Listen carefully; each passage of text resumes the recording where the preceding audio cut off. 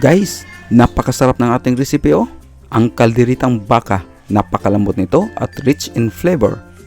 Napaka-perfect i-serve sa lahat ng handaan. Sa sarap nito, siguradong mapa-unli-rice ka. Kaya itry mo na ang recipe natin. Tara, let's cook! Naglagay na tayo ng mantika dito sa kawali at pinapainit ito para i-blanch muna ang hiniwang bell pepper ng ilang segundo.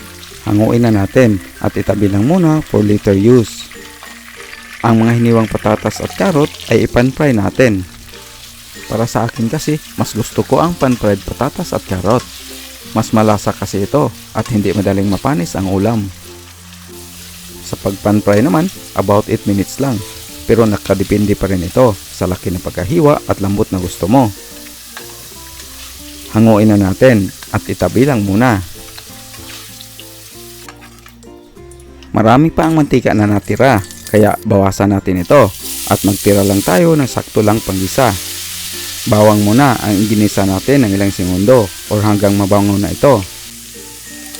Idagdag na natin ang hiniwang sibuyas at magpatuloy tayo sa paggisa hanggang malambot na ito. Ilagay na natin ang karne ng baka.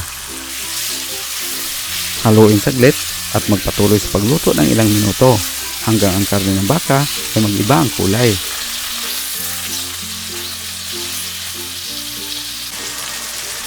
Maglagay na tayo ng soy sauce.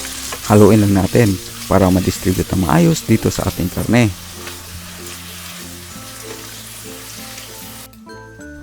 Lagyan ng tomato paste at haluin natin saglit. Maglagay na din tayo ng tomato sauce at haluin ulit.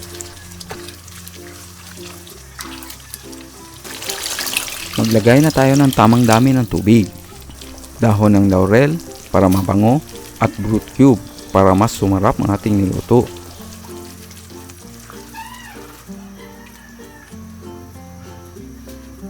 Pan natin ito at isimmer sa katamtamang apoy ng 1.5 hour o hanggang malambot na ang karne. Regular mo ito i-check ha at mag-add lang ng tubig kung kinakailangan. Binuksan ko na at chinek ko ang karne at malambot na ito. Kaya ilagay na natin ang liver spread. Haluin lang natin para mas madaling malusaw at mag-combine dito sa sauce. Takpan natin ulit at isimmer ng 3 minutes. Buksan na natin para ilagay ang green peas. Pwede kayong gumamit ng canned or frozen ito. Ilagay na din natin ang pan-fried vegetables. Haluin lang natin hanggang mag-combine. Lagyan natin ng konting sugar to taste and to balance the flavor.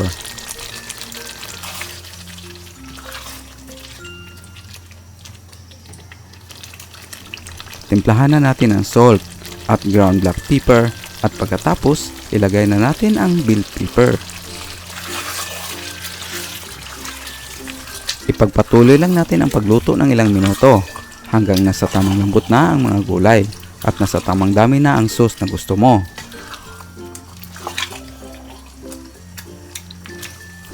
By the way, kung gusto mo ang ganitong content, please subscribe sa ating channel at pakipindot na rin sa notification bell para lagi po silang updated sa aming mga bagong videos. Ganito lang ka-easy gawin ang ating recipe. Luto na ito at ilipat na natin sa serving dish. Ito na kaya mi oh, napakasarap nito at pwede na ihanda at mag-enjoy. See you on our next video. Thank you.